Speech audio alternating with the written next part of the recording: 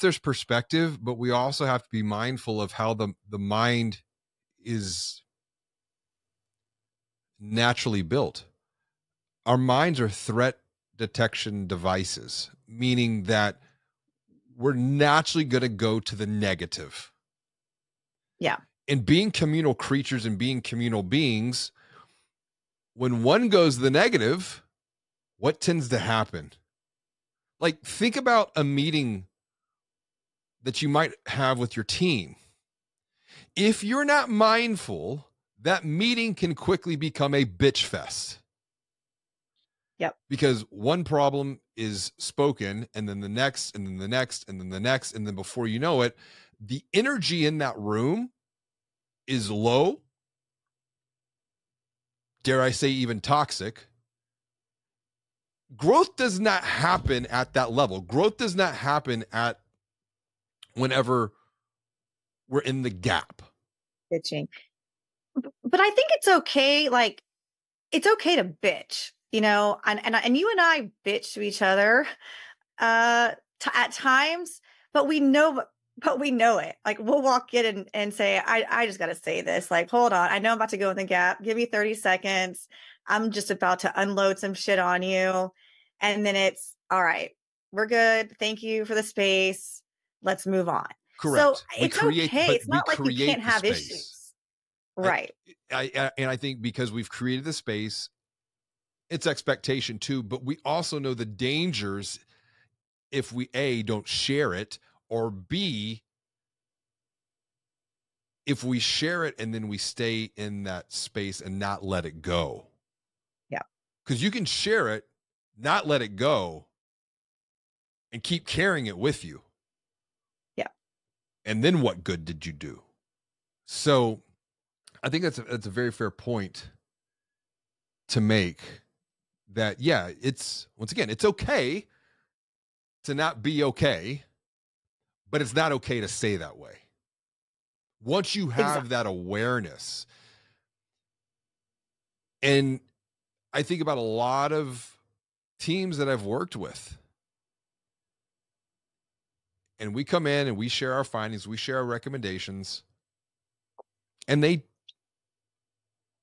for the better part, require some sort of change. Whether that's as simple as changing something on the website from a website secret shopping study that we did, to changing a workflow, a system, a process, to changing even beliefs within a team or within a culture, within an organization about something. The change is required.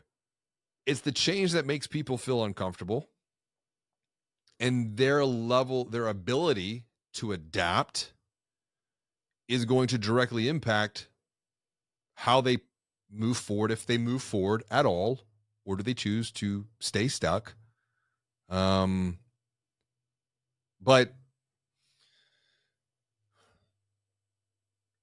this is something that will loop back around: perspective. In psychology, there's a term, we all know, the perspective of post-traumatic stress. But there's a newer area of study which is being reframed as post-traumatic growth. And back to but I think that's the key here, right? It's reframing post-traumatic stress to post-traumatic growth. We get to choose how we process and reframe an experience. And back to your point with the obstacle is the way, the story behind that story, for those watching and listening who don't know, that book was inspired by the writings of Marcus Aurelius, one of the greatest Stoics in the world, where he wrote, "The impediment to action becomes the path to action. What stands in the way becomes the way." And so I think for a lot of teams and organizations, we do help them surface where blind spots are, where they have gaps, where they have roadblocks.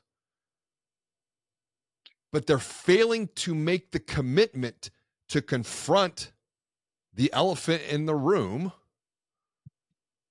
And even then, when I go and facilitate a team alignment workshop and we're looking at the elephant, we're putting our hands on the elephant,